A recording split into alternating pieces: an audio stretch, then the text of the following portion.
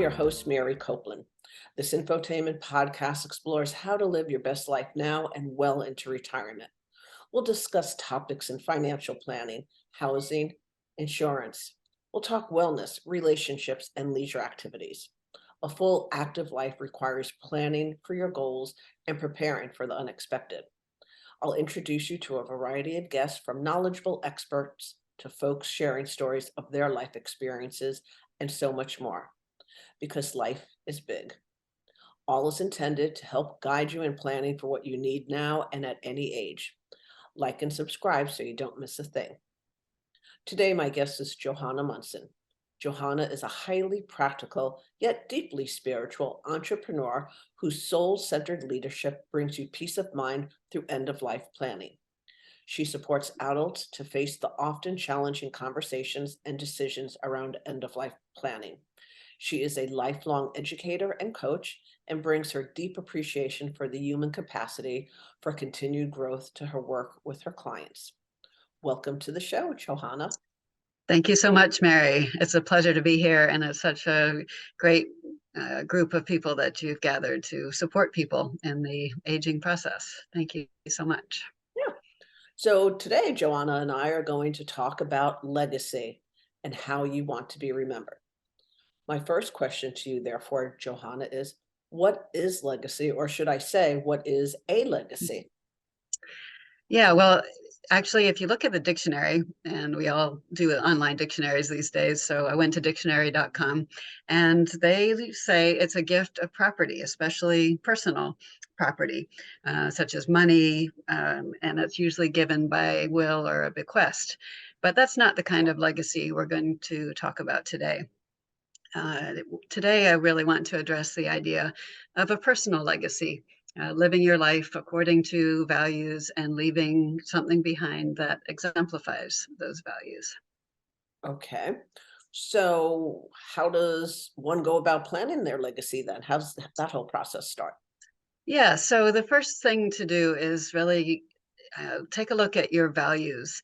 And I mostly work with people in their 50s, 60s, 70s. So they've had some life experience.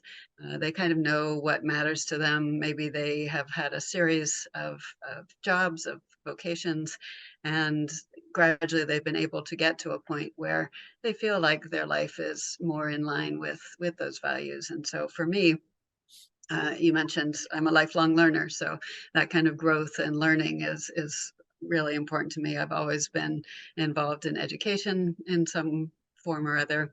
And then community is really important to me. That's another big value, and so that's why Compass and Clock is such a great way to grow together. Nature and spirituality are really important to me. And so I've got this long list of values, and you can look things up like that online, or if people are interested, I can send that out to them. And you can't, have a huge list like that. So maybe choose your top 10 and then look at those and narrow them down to your 5 basic, really meaningful values. And sometimes they'll sort of be together, like trustworthiness and responsibility. You might decide which of those is more important to you. So you have those 5 values, and you can refer back to them as you're making decisions, especially about end-of-life planning. And so for me, community is really important. I've been living out sort of in the rural part of Bainbridge Island, and now I'm really looking to move into town and be part of a community, much more so as I'm about to hit 60 this year. Can you be kind enough, and on that very long list, can you read off, maybe 20 of them? Sure, yeah. So we have acceptance, adventure, balance, challenge, competency, consciousness, friendship, family, uh, empathy, ecological wisdom, openness, heart-centered, pleasure, solitude, self-awareness, inner harmony. It's just some really fascinating ones that you might not think of right off the bat. Okay. So we start with values and um, your suggestion is, um, select at least 10. And then from that 10, then try to hone it down a little bit. It doesn't necessarily have to be 5, maybe 7 are really important to somebody, maybe it's 3 for another. So Yeah. now we've got the values. What would our next step be? So then it's a matter of looking at your life, how it is now, and sort of matching up or comparing to those values. And am I actually living out my life in that way? Uh, so we've all had to make adjustments because of the pandemic and being online so much more than in person. Um, and so for me, the idea of community, I had to reassess what that meant to me and how I was going to be able to create that in my life. Uh, Another one for me is playfulness. And so I look at my life and like, okay, there's so much that I used to do. Like I used to love contra dancing, and that's just not happening as much as it was. But so I can maybe replace that contra dancing with live music. And Mhm. so I've been able to go to concerts, and sometimes I'll still wear a mask if I don't feel like being around other people, but in their air. But so making adjustments for what your life actually looks like. How can you bring that value into it so that you feel at peace, so you feel like you're living your life fully, and really getting that satisfaction from how you experience the day-to-day fact of being alive. So you're saying the planning for the legacy process starts with the values. Yeah. Then you evaluate your life. Are you living it to your fullest? Are you living it honestly? Like in my case, I'm always putting others first. So this year I Mhm. made a promise to myself that every Wednesday I was going to go play trivia Yeah. because I work really hard and during the middle of the week, it's a great Mm, break. need to break. And I love playing trivia. It's great for my brain. My mom had Alzheimer's, so I'm always Mm, trying to keep my brain active. yeah. Um, and I can socialize at the same time. So it's a great way to break up the week. But Yeah. I was working too much and I wasn't um, providing enough for myself because I'm a Mhm. very social person. So, okay. So, one of the things that you said when you and I had talked at one point is I have a note here, and it has to do with more like a legacy. You were saying you worked with folks out of 50, 60, and 70, but is there really any age? I mean, you could start planning your legacy when you're in your 30s, right? And you also talked about while someone is working, they need to contemplate if their job is fulfilling. So Mhm. if you can go over that, the age and the job and everything, that would be appreciated. Yeah, sure. So, uh, as I remember when I was in my 20s, after I graduated from college, I went and lived in Japan for 4 years, and was teaching English and then worked as a translator. And I can't say that I was really thinking about my values. It was an adventure. And yeah, maybe that's one of my values that I didn't realize at the time. And it's so valuable, it's invaluable for younger people to make a practice of doing this. And so for those who are, just starting out, maybe in college or graduating from college and thinking about what kind of work they want to do, what would be fulfilling for them. Uh, Reality sometimes intrudes on it, and we can't live in complete alignment with our values all the time. But when we notice that we're not happy or not feeling fulfilled, like you mentioned, you're missing out, feel like you're missing something. Um, if we know what those basic things that make life meaningful to us are, then we can say, okay, how can I address this? How can I find a way to make this more a part of my life? And so, in terms of work, I have done all kinds of things in my life. I've been a stay-at-home mom, and that was fulfilling. In that, I raised kids who are now in their early, early mid 20s, and so that was successful and fulfilling. But I was missing who I really was in the process. And so since I've left home, I've been able to get training as a coach. I've been able to go through the end of my parents' life and be present for them and learning. I went to death doula training and really interesting work about helping families at the end of someone's life.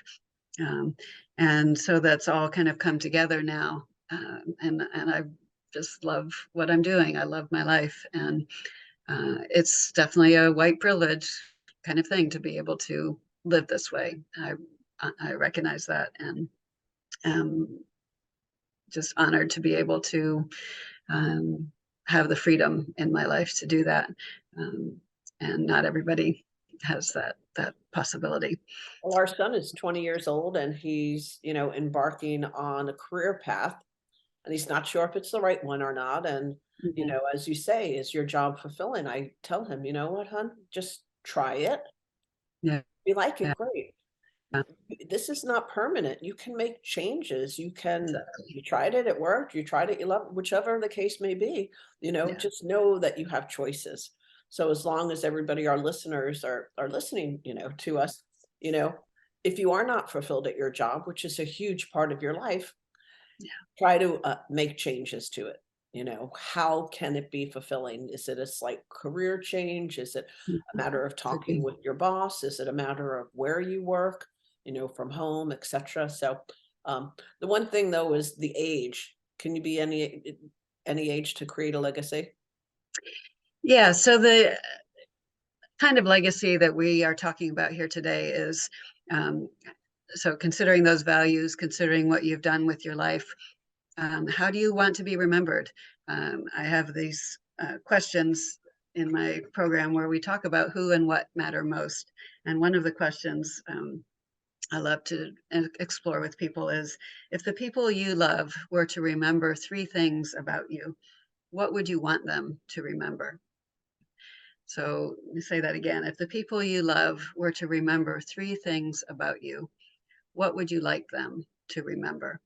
And so we can create our legacy in that sense. And I know, like my grandparents, I have very strong memories of my grandfather, and he was stern and he was always very, just not very, uh, didn't say nice things about us. And so that's sort of the legacy that I have from him. Now, he also was a great speaker, and he could spout poetry and very well read. And so those are, legacy items too. But when I think about what I want to be remembered for, it's for my compassion, for my ability to connect people, for my curiosity. And so back to those values, when we have identified those, then, okay, how am I going to put that into practice so that that's what comes to mind when people think of me. Okay, so that prompted my next question then. So once the values are identified, then you think about the people in your life that you would want to be connected with your legacy. So how do you go about doing that? Do you have some helpful tips to share with us to that connection there? Yeah, so you can use that question. What would you like? What are three things you'd like to be remembered for?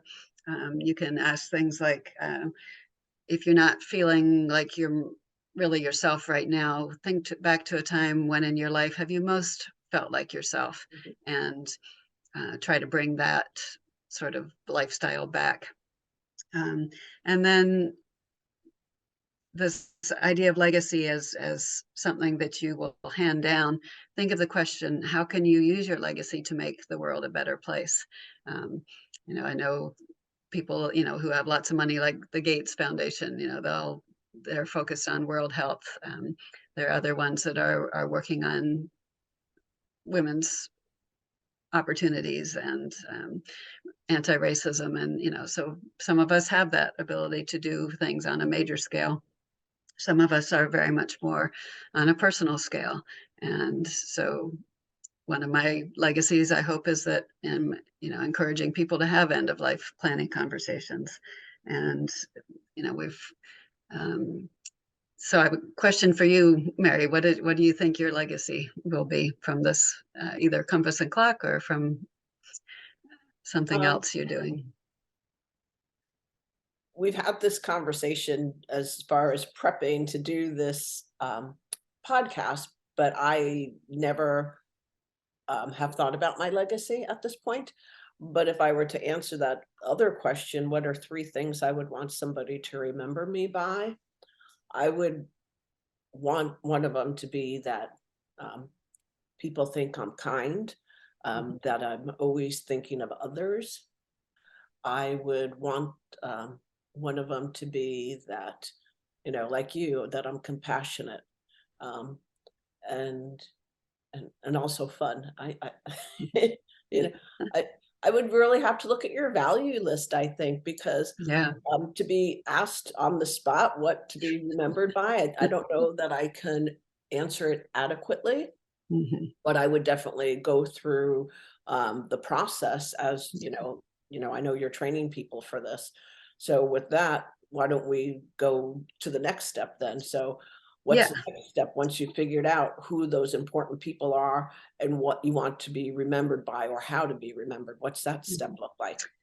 Yeah, so at some point you've got to put things down in writing, and whether it's typed out or written out by hand, or even just recorded, often people will leave a video legacy, Mhm.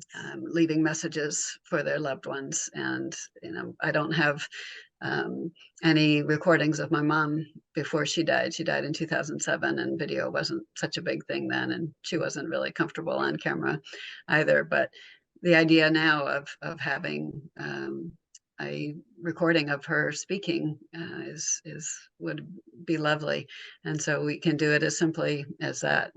Most of us have smartphones, and just record your thoughts on that. And so you can write it down. And in some ways, this is prepping for your eulogy or obituary. Think of it in those terms. If you were being written about by your loved ones in a newspaper, what would be the highlights? What would you want them to share about you? So that's sort of the outer form. To me, the value of the work is really how it impacts my life, how it would impact your life to do that work. And the ripples just spread. Sometimes it is written down, or it will take the form of creating a foundation or creating an event, or some sort of visible thing. But sometimes it's enough just to go through the process and have it be that inner So people awakening. should be journaling. This isn't a process that they're going to do in a weekend.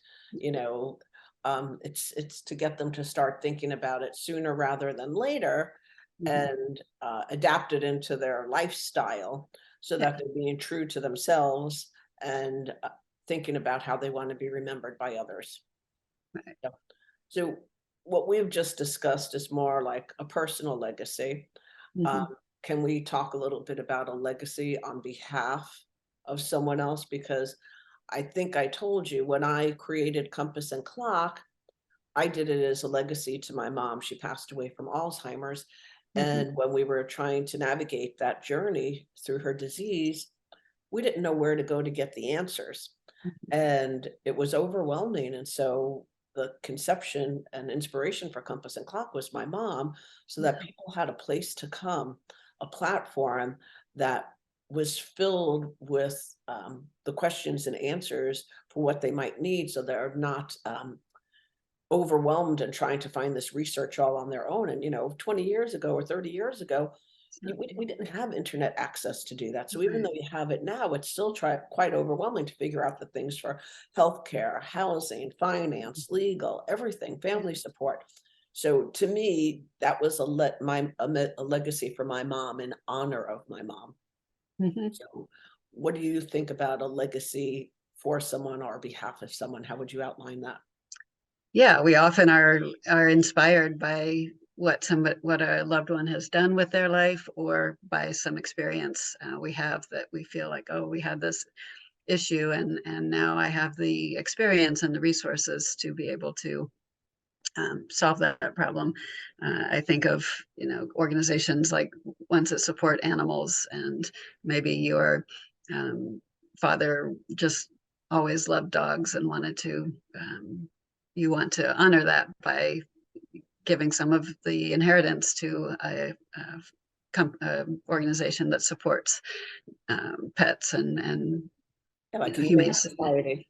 humane society type thing. Yeah. Um, it's not always possible for us to take it to the level that you have, where we're actually becomes our reason for being. But we can definitely live our lives. Like in my family, my grandmother was born in 1900, and she was involved in the suffragette movement. So she was, 18 in 1918 when the women got the right to vote. I guess in 1920, anyway, around there. And so she was always active in social justice movements, and so that's inspired me. I just got my last set of postcards, for supporting voters in others, inviting voters in other states to get to the polls. And so I carry on that legacy that I feel she left. Um, so we can think of it as a way to honor those who have gone before us. Okay. So there's also, in my mind, a legacy can be financial and emotional, like the Gates Foundation's financial. What I did was emotional. Can you touch on the different types of legacies? Because they're not always, in my mind, tied to a monetary value. Yeah, I'd like to invite people to get away from that idea that it has to be, um, it's only a legacy when it's financial. You've given a beautiful example of an emotional one, and um, so there's the just the sense that when we identify what matters to us, and we are each such unique, amazing creations, and we have talents that nobody else has, and the way that we express that individuality can change one person's life, or it can change millions of people's lives. And to not be afraid to really go deep, do that reflection work. And because we talk about happiness and feeling like life is worth living, um, as we age, we're not always able to maintain some of the things we used to do. Like work will fade away. Sometimes relationships change, people die, we lose connection with people. But if we are looking at those values, if we are finding ways to exemplify them and put them into practice in our lives, then life can be good, Mhm. even when there are major changes happening. Okay. Um, do you have any final words of advice that you want to share with our listeners? Do you feel like you've been able to um, explain legacy and how to go about creating one, thinking about it, etc.? Do you want to share anything with us? Well, it's a important part of coming to terms with our lives, and that's why I often work with people in 50 plus. And if you can see it as an opportunity for reflection, it's not pressure, it's not a task, it's a way to really dig deep into our reasons for being here, for being alive. And we have that lovely saying by Mary Oliver, "Our one wild and precious life." That's one of my favorite sayings from her poems. And what are we going to do with that? And if you make this a communal process, right? Talk about it with your partner or with a friend, somebody that you're close to, that can then expand this idea, and you'll get some good feedback on that question. What do you want? How do people remember you? What if I were to die today, what would people remember about me? um, and it just, to me, it brings a lot of joy when I engage in that process. And so it's an invitation, not a task, not something else to add to your to-do list, just an invitation. My husband's mother passed away when we were married only 1 year. So Mm. our two children and his sister's three children never met their Oh. grandmother Mhm. um, on my husband's side. And had there been a recording of her, um, I'm just thinking of her infectious laugh. Oh, It yeah. would have been so lovely for all of our children to have seen a video with her just Mhm. sitting here talking, saying, "Hey, um, life goes on, you never know when it's gonna be your time.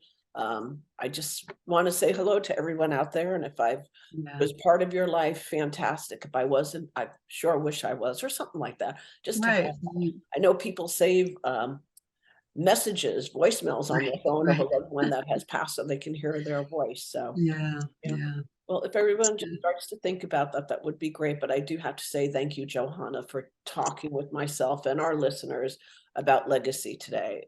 I think it was truly eye-opening and something we should all be thinking about. So until next week, take care and thanks for listening and thanks for joining us, Johanna. It's been a great pleasure. Thank you, Mary. Okay, bye-bye, everyone.